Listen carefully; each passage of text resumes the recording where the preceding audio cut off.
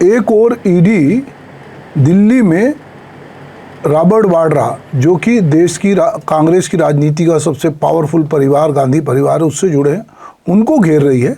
वहीं दूसरी ओर छत्तीसगढ़ के सबसे पावरफुल कांग्रेसी नेता भूपेश बघेल के बेटे चेतन बघेल को ईडी ने गिरफ्तार किया है और अपनी कस्टडी में रखा है।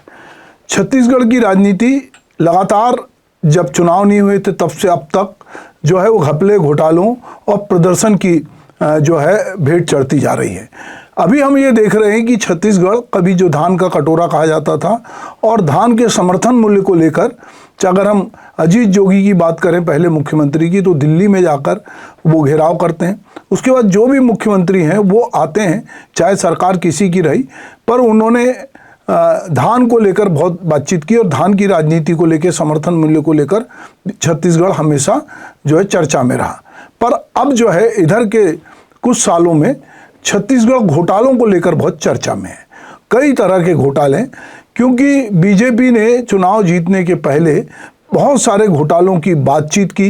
इस बीच में ईडी, इनकम टैक्स, ये सब जो है उनकी एंट्री यहाँ हुई और उन्होंने जो है वो बहुत सारे घोटालों को पकड़ा चुनाव के पहले।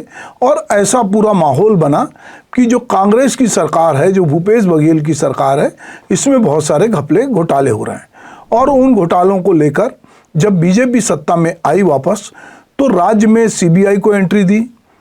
जो राज्य का ईओडब्ल्यू, जो मुख्यमंत्री का थाना कहलाता है, वो अब चूंकि सरकार भाजपा की है तो निश्चित रूप से वो भी जो है एक्टिव हुआ।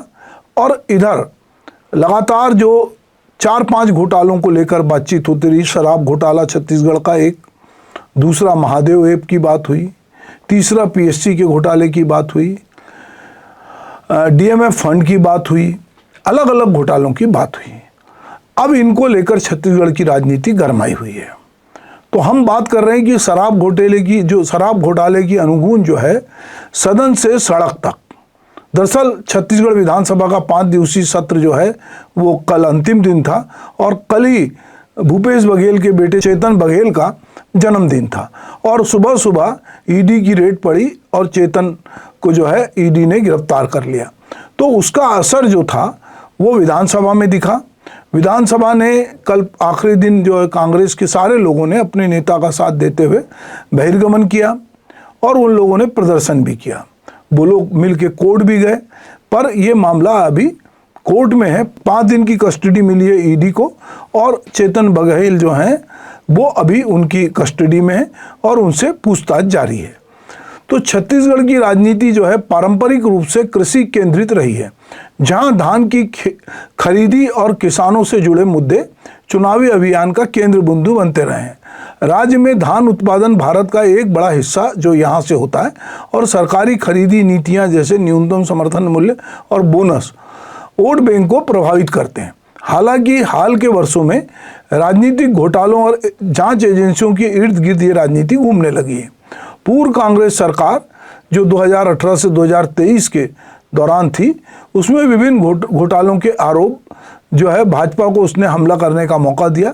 जबकि वर्तमान में भाजपा सरकार जो विष्णुदेव साय के नेतृत्व वाली सरकार है, उसमें भी कुछ अनियमितताओं की शिकायत है, पर उसमें केंद्रीय एजेंसियों की सक्रियता उस तरह से नहीं है या उसमें नदारत है वो, और इस जो राज्य की ईओडब्ल्यू है, एसीबी है, उसकी जांच कर रही है।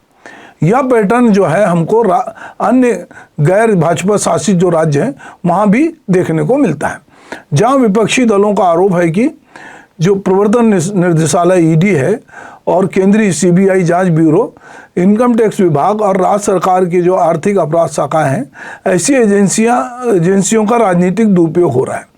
छत्तीसगढ़ की हालिया घटनाओं की यदि मैं बात करूं तो पूर्ववर्ती कांग्रेस से जुड़े बहुत से नेता, अफसर और व्यापारी केंद्रीय जांच एजेंसी के निशाने पे हैं। भूपेश सरकार जो 2018 से 23 तक थी, उसकी सरकार के दौरान घोटाले और जांच एजेंसियों की भूमिका को लेकर कांग्रेस इस समय लामबंद है। भूपेश बघेल के बेटे चेतन बघेल की गिरफ्तारी को लेकर मामला विधानसभा के सदन से लेकर सड़क तक पहुंच गया है। आज छत्तीसगढ़ में कांग्रेस ने जो है पूरे प्रदेश में प्रदर्शन किया और आने वाले दिनों में इसको लेकर वो एक रणनीति के तहत जो है प्रदर्शन करेगी। चेतन पर अवैध रूप से लेन देन का आरोप है। ईडी के हवाले से कहा गया है कि उन्होंने 16 करोड़ 50 लाख रुपए के लेन देन के पुख्ता सबूत हैं उनके। चेतन अपने पास आए 17 करोड़ का कोई हिसाब नहीं दे पाए। इस प्रकरण में आरोपी बघेल परिवार के करीबी पप्पू बंसल से इन्हें 136 करोड़ रुपए अनवर डेबर और नीतेश पुरोहित के माध्यम से जो भेजे गए थे वो मिले। शराब सिंडिकेट से चेतन 1000 करोड़ रुपए जो है वो बना रहे थे। हर माह उन्हें 10-10 करोड़ रुपए मिलते थे। चेतन बघेल ने कुमारी में 1300 करोड़ की विट्ठल ग्रीन सिटी और तांत्रिक के श्रीवास्तव ने चेतन के माध्यम से 100 करोड़ रुपए मिलने की बात स्वीकारी। भूपेश बघेल का कहना है कि पहले ईडी ने मेरे जन्मदिन पर मेरे नज़दीकी लोगों के यहाँ छापामारी की, अब मेरे बेटे के जन्मदिन पर उसे अरेस्ट किया है। एजेंसियां झूठ फैला रही हैं। भूपेश बघेल की कांग्रेस सरकार पर भाजपा ने घोटालों की सरकार का ठप्पा लगाया और केंद्रीय एजेंसियों के माध्यम से कई जांच शुरू की। ये घोटाले मुख्य रूप से आर्थिक अनियमितताओं से जुड़े थे और इनमें से कई जो हैं वो उसमें इनका कहना है कि सीबीआई और ईडी की सक्रिय भूमिका। अगर हम शराब घोटाले की बात करें जिसको लेकर इस समय पूरे राज्य में बवाल है, ये तो 3200 करोड़ रुपए की अनियमितता का आरोप है। कुछ के अनुसार 2019 से 2022 के बीच शराब सिंडिकेट ने अवैध कमीशन, बेनामी लेन देन और मनी लैंडिंग के जरिए लाभ कमाया। सूत्रों का दावा है कि सिंडिकेट ने राज्य के शराब कारोबार पर कब्जा किया और अवैध तरीके से पैसे विदेश भेजे। इस मामले में 20 से अधिक लोग गिरफ्तार हो चुके हैं, जिसमें पूर्व मंत्री जो आबकारी मंत्री कवासी लखमा और अन्य लोग शामिल हैं। हाल ही में छत्तीसगढ़, दिल्ली और गोवा में 22 घंटे की छापामारी की, जिसके बाद जो पूर्व मुख्यमंत्री जो हैं भूपेश बघेल, उनके बेटे चेतन बघेल को गिरफ्तार किया गया। तो ये शराब का जो मामला है ये बहुत छत्तीसगढ़ में रंग ला रहा है।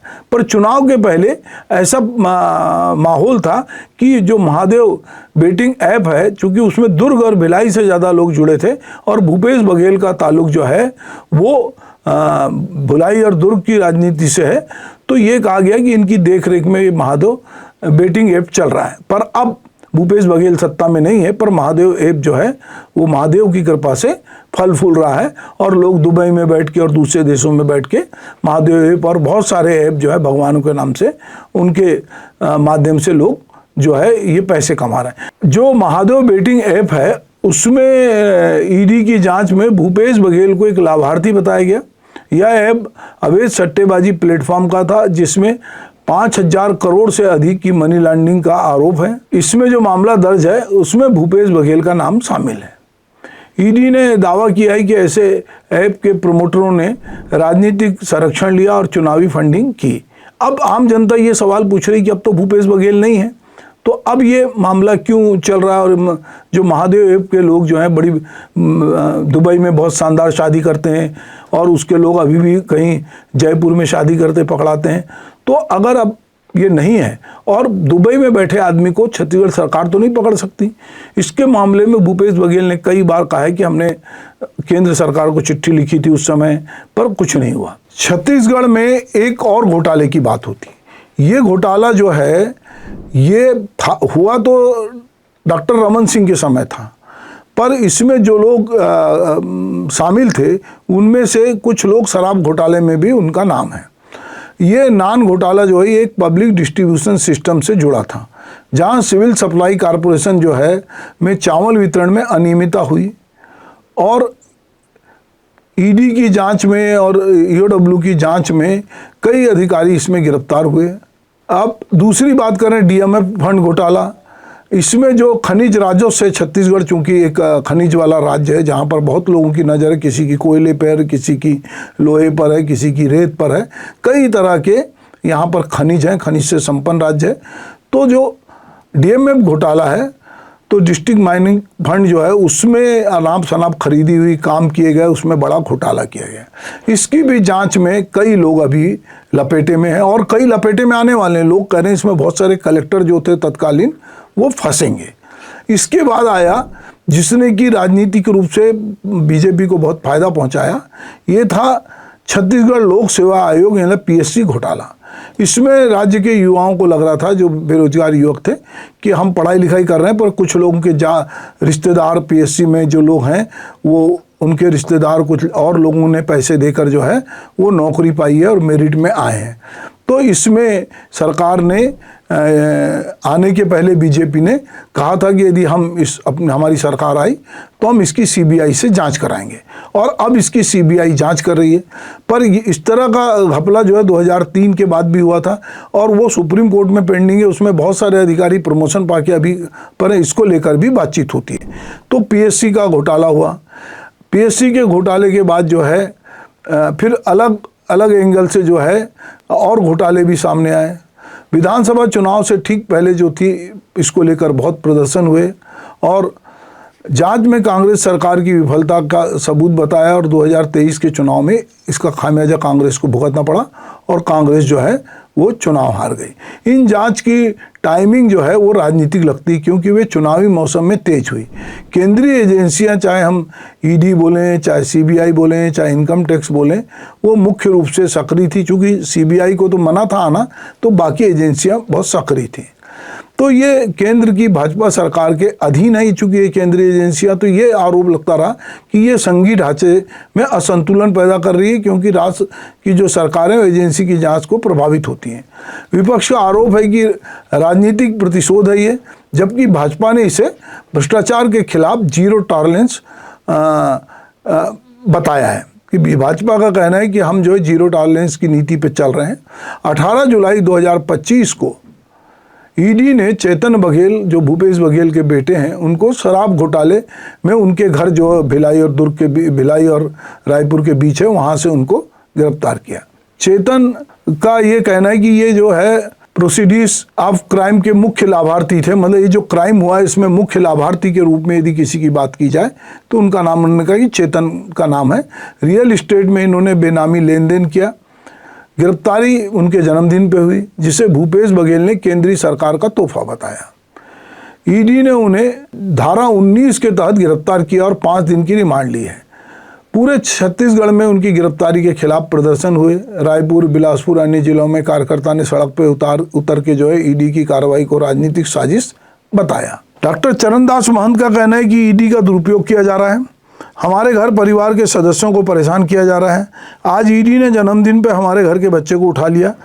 ये सब सरकार के दबाव में हो रहा है। अडानी के दबाव में ये सरकार रोकना चाहती थी कि हम यहाँ ना ला पाए, और ऐसे सुबेरे सुबेरे जबकि हमारे बच्चे चैतन्य का आज जन्मदिन है,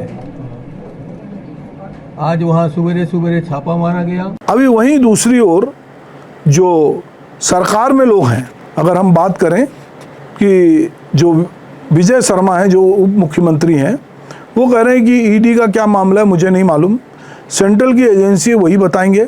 बघेल अपने बयान से किसी को भ्रमित नहीं कर पाएंगे। यह भ्रष्टाचार में नवाचार किया जा रहा है। भ्रष्टाचार का कंसेप्ट एक्सपोर्ट किया है। कुछ भी कहकर लोगों को भ्रम में नहीं डाल सकते। ईडी सबके घर नहीं जाती, कोई मामला होगा तो गई है। ईडी का अपना मसला है, ईडी की अपनी जांच है।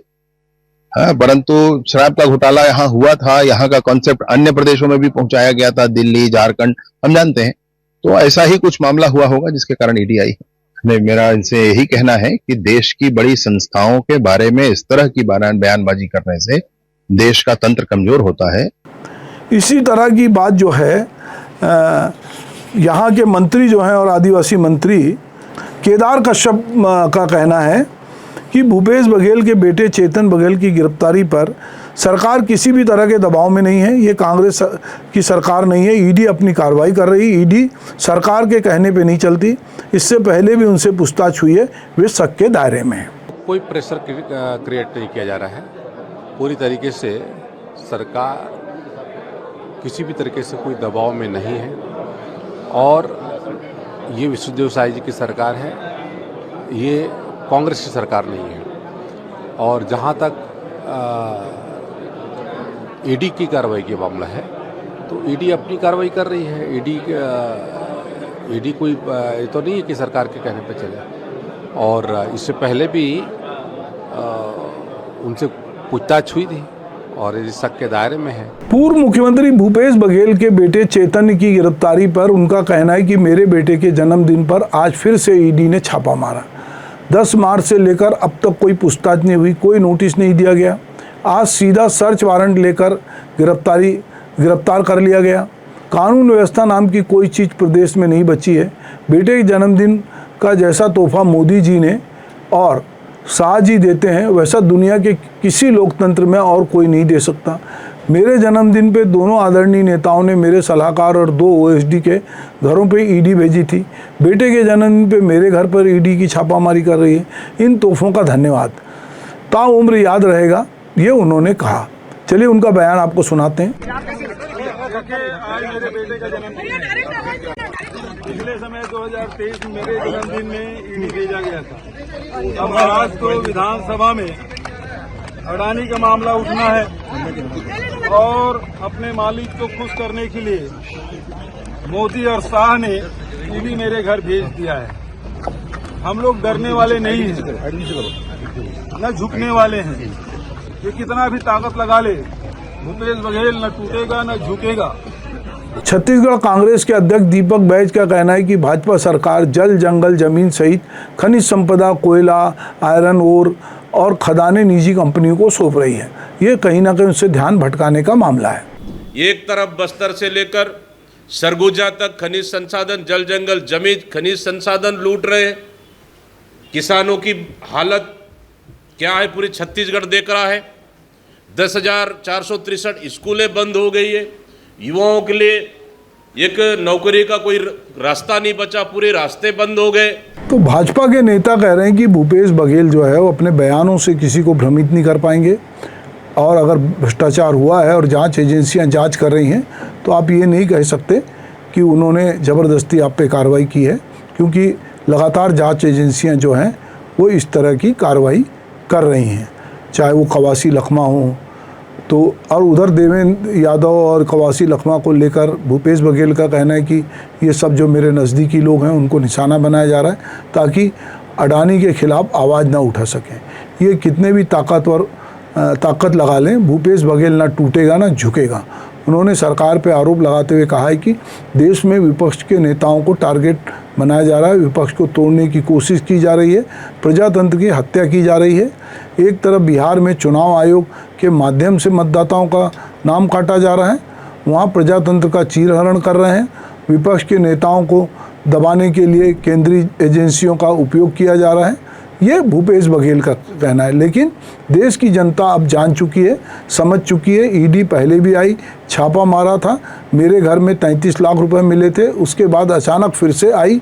उनका मतलब क्या है? हम लोग एजेंसी को पूरा सहयोग करेंगे, हम इनको विश्वास हो या ना हो, हमको लोकतंत्र में विश्वास है, न्यायालय पे विश्वास है। भले ही ये लोग दुरुपयोग करें लेकिन हम इनका सहयोग करेंगे। तो दोस्तों, छत्तीसगढ़ की जैसा मैंने बात की थी कि यहाँ की जो राजनीति धान से शुरू होती थी अब शराब घोटाला और बाकी घोटालों पे आ गई है, और हमें लगता है कि ये लगातार आने वाले समय तक चलेगी, क्योंकि 2028 में चुनाव होंगे, 2029 में होंगे, तो एक परसेप्शन नैरेटिव बना रहेगा। हो सकता है कि जिन्होंने घपले घोटाले किए उनमें बहुत सारे लोग जेल जाएंगे, कुछ लोग जमानत पे छूटेंगे, पर अगर इन सब से हमारी ब्यूरोक्रेसी, हमारे नेता सबक लेते तो बहुत अच्छा था। पर जिस तरह की घोटाले अब भी सामने सुनने में आ रहे हैं, उसमें लगता है कि आरआई की भर्ती में घोटाला हो रहा है, कहीं कुछ और घोटाला हो रहा है, तबादलों में भी पैसे खाए जा रहे हैं। तो राज्य की जनता के पास तरह तरह की सूचना पहुंच रही है। तो जीरो टॉलरेंस की बात जो विष्णुदेव साय कह रहे हैं, और लोगों को लगता है कि मुख्यमंत्री जो है वाकई में बहुत सज्जन आदमी है और राज्य में बहुत कुछ बेहतर करना चाहते हैं, पर जो छुटपुट घटनाएँ आती हैं, जो सूचनाएँ आती हैं, उन पर भी नियंत्रण करने की जरूरत है, वरना कांग्रेस जो है वो हमलावर होगी। और चूँकि भूपेश बघेल बहुत जुझारू हैं और वो जैसे कहते हैं कि ना झुकूंगा ना टूटूंगा, तो वो लगातार इस तरह का माहौल बनाएंगे कि देखिए इनके राज्य में भी सब गड़बड़ियाँ हो रही हैं, पर ये उन पे कार्रवाई नहीं करते, ये चुन चुन के विरोधियों पे कार्रवाई करते हैं। तो हम देखते हैं कि छत्तीसगढ़ की राजनीति धान से घोटालों तक कहाँ तक जाती है और इसका क्या दूरगामी परिणाम होता है, ये आने वाले समय में पता चलेगा।